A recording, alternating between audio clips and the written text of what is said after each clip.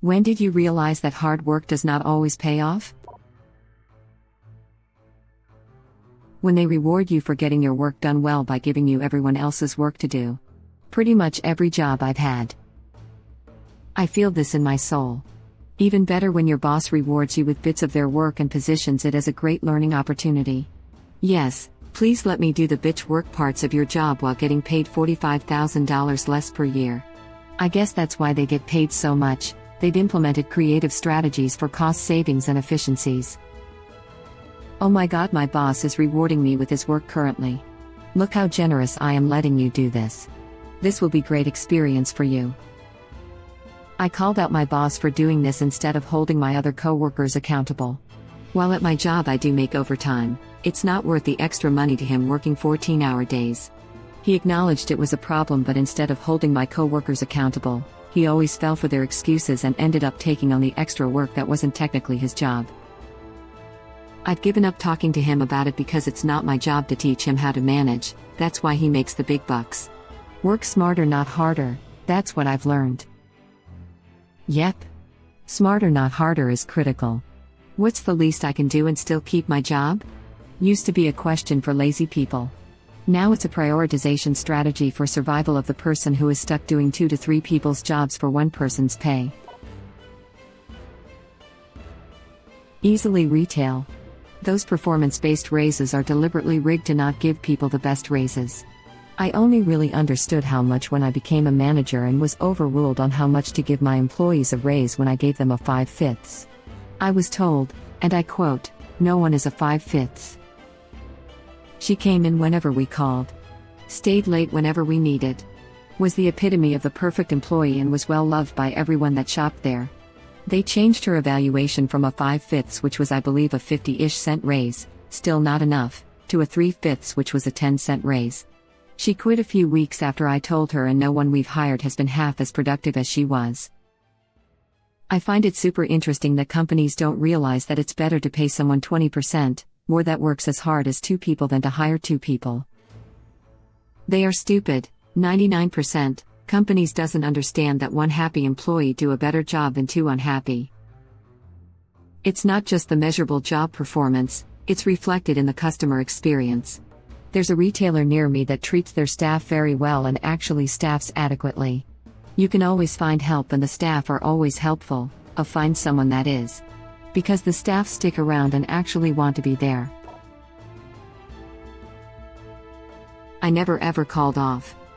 And yes, I understand now why that is not a good thing, but when I was young I thought you went to work unless you were on your deathbed. At a staff meeting, boss was reading everyone the riot act for calling off too much and his second in charge said, well, except for vertical parachute, they've never missed a day.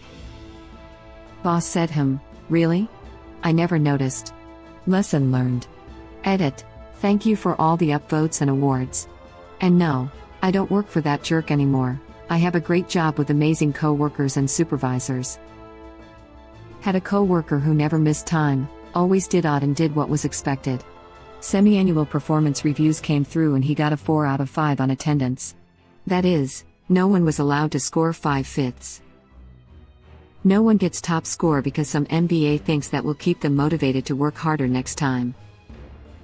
Yup. The wondrous minds of out-of-touch management. Out-of-touch management like wet water. Effective management is a bane of modern corporate and, by extension, modern capitalism. Most of the times, they either do nothing, or screw crap up for no reasons other than feel validated. Some MBA thinks. I used to think that sales and marketing were the enemies of IT, but now I know who the real culprit is.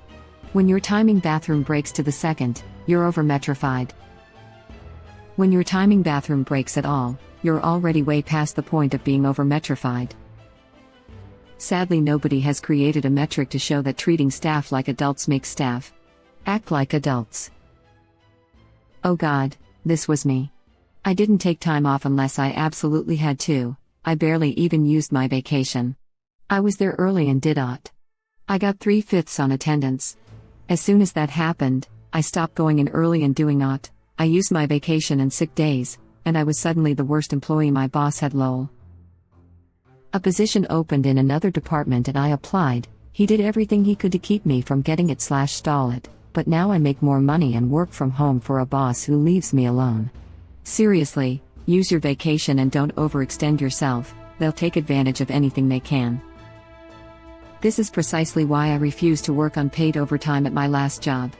I saw how people who were willing to work extra hours were taken advantage of, and I knew my mental health couldn't handle that. Fortunately, my current job emphasizes the 9 to 5 work hours literally within the first 5 minutes of orientation, and so far they've stuck to that.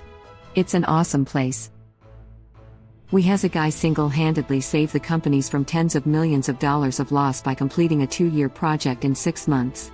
He worked 14 hours/day around the clock and took work calls at 3 a.m. every night for months. His performance review meets expectations. That I am aware of. He got no extra compensation. But his boss got a big promotion.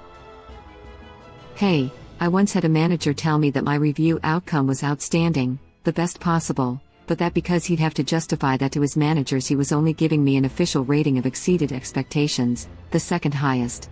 I did not respect that manager. To score a 5, you have to break in after hours and work. Now you know better. Still only a 4. 9/5, which obviously rounds to a 3/5 on your performance review. Well, I'm sure lots of other people noticed. Worked this office job for 9 years, ever since I turned 16. They kept giving me responsibilities, never any pay raise beyond the minimum they had to, all the while telling me how I was indispensable. Then COVID hit and they laid off all my coworkers. They told me I could stay, but for less hours than before and definitely no pay raise, just more responsibilities, either working from home or in an empty office. I declined the offer and quit right then and there. Felt pretty cheated though. I think the dangling of the carrot is something I would tell most young folks to not follow. Get some experience and a few skills and move on. Companies will always dangle that carrot that the big pay raise is coming soon. Even if they offer it instead of the usual 2 to 3% cost of living raise, it ends up being 7 to 8%, which is fine, but likely you'll see much larger increases hopping around early in your career. So glad I took the pay raise is moving to a new job every 2 years. Seriously, not even me looking. Just a random call sometimes from a recruiter. I ask for 20%, more of what I'm making, get 30%. Stupid not to take it? So I always moved. Went from 45K to 75K. That's how you supposed to do it. That's such a long time to commit to a place. I'm sorry to hear that you were not valued. Yeah, I started working there in 11th grade all the way through college and grad school, working in the field I was already studying for, language/education. So part of me had always believed that once I graduated they would offer me an actual job, which I would have loved. The layoffs probably explain why they kept dodging the question in my last year working there though. The first time I had a real job. Turns out that working harder than your coworkers does not impress them. Working harder usually just results in you being given more work and responsibilities that you either have to fit into the same hours with the same wage or into unpaid overtime. I honestly wish that had been my outcome. Instead, I was just straight up disliked and eventually pushed out of the position. This happened at least twice. I've had this happen too, but assumed it was because I didn't want to talk about the same things they did. I was terribly bored, so did my best to keep busy while everyone else gossiped. They hated me, but I understand now it was probably because I worked harder. These were the types to get so mad at me for being on my computer after they came back from a smoke break. You get a smoke break, I get a break too then, right? Double standards all over the place. It was really just a shifty work environment. This is why I resent any time I work with smokers. Not them personally, but the consistent double standard of why are you on your phone/non-work webpage/ taking a call when I have a spare moment, but they can chat/smoke for 10 to 15 minutes multiple times a day. The double standard is real and it's pathetic. At my old job, if any other employees would go outside and smoke, I just went to my locker and got a little jug of bubbles and went outside with them and blew bubbles. I did this for 9 months before the plant manager caught on. Lol. Boss man was too busy watching tennis and golf in his office to catch on too quick. That's amazing, other than inhaling secondhand smoke. Hopefully he was reasonable and you were compensated with extra breaks or something. Unfortunately, the one place I worked where it was real bad, the manager was also a smoker, so she had zero empathy. I lost it on her one night when she and the assistant manager walked outside for a break when we were slammed, leaving me by myself behind the counter. I could see them in the CCTV off to the side just chatting it upon, slowly puffing away. Meanwhile, I'm getting cursed at by angry customers tired of waiting, or whenever I got stuck on a problem. How did I solve it? I started pointing out they were both smoking on break and left me behind. Between my sudden desire to provide credit/discounts for any customer complaint, along with a few kind-hearted customers taking them to task on their way to their car, she got the message. Took a few times of it happening though. My favorite was when she threatened to withhold my pay to cover the discounts when it happened. So I asked her, "Surely you're also willing to give up your pay when you go on break, right?" Of course not, and I was lectured on how mentally important her smoke breaks were. It finally made the break stop though. And because you are doing so much extra work, it is impossible to promote or transfer you, as they will never be able to find someone who does as much work as you. Making yourself indispensable also makes you unpromotable. This is a great point, although it seems counterintuitive at first. I managed to get an hour with a very successful person in my industry. This is one of the two big points she made. If you want to have any sort of job mobility, you need to train your replacement. I only get the first but as I told them to their faces, I didn't get a job so I could make friends with a bunch of slackers. As an introvert, giving me the silent treatment is basically playing into my hand and results in them not being able to ask me for assistance. I'm not sure what they could do really. In my experience, they all go to the boss and say you aren't a team player, or that you're slacking off and not working, etc. Happened to me once. When the boss talked to me about it, I pointed out he knows how much work I get done, and then the people complaining are not known to get stuff done. I got a promotion a few months later. Over the next couple of years, everyone who tried to gang up on me left, as they had revealed their true character and couldn't get promoted or good projects anymore. This only works if your boss is smart/cares to wade through the BS instead of just writing you up though. Unsolicited_spiders, I feel like you and I were separated at birth. I fortunately work as a bartender in a small bar that can unexpectedly get busy, so I do wind up getting the busier shifts, which is more lucrative. In this current position, however, there is a coworker that is an actual narcissist, so beyond feeling threatened by me, she feels that my mere existence there is a threat to her, wanting to pull everyone's strings, and she gaslights me and undermines me every chance she gets. Fortunately for me, I have dated someone like that and worked with someone similar, so I know to not take the bait, but I still want to punch her in the throat. I once had her snap at me and go on a tirade, not knowing a supervisor was within earshot. I wrote a statement that was super long and turned it into HR because I knew the supervisor could corroborate much of it. They stepped away during some parts of it. She'll get hers, but it won't be by my hand. Karma is a bitch. Yup, I went from, "Oh, I can help with that," by creating shortcuts in Excel or finding ways to streamline processes, and then I got, "You did this last year, can you do it again?" I can, but I'm not going to, because it's part of another person's job, and if they are unwilling to learn/do their job, it doesn't mean it's my responsibility to figure out how to motivate them or do their job. You're the manager, figure it out or let them go. My dad was nifty with computer at his job. He would create shortcuts to fix issues in his free time at home. His job didn't require him to know this kind of stuff. He pissed off a lot of people because it made them look bad that they didn't go above and beyond. He said one day he got a sticky note on his computer that simply said, "Go away." My friend just experienced this at work. He started out enthusiastically crafting macros to finish tasks way faster and noticed his older colleagues would instead key in Excel data cell by cell. He also offered to help others in technical issues. Months later, it's already too late, as he has created the expectation as the team's bitch, no offense to him, and people get pissy whenever he isn't able to help.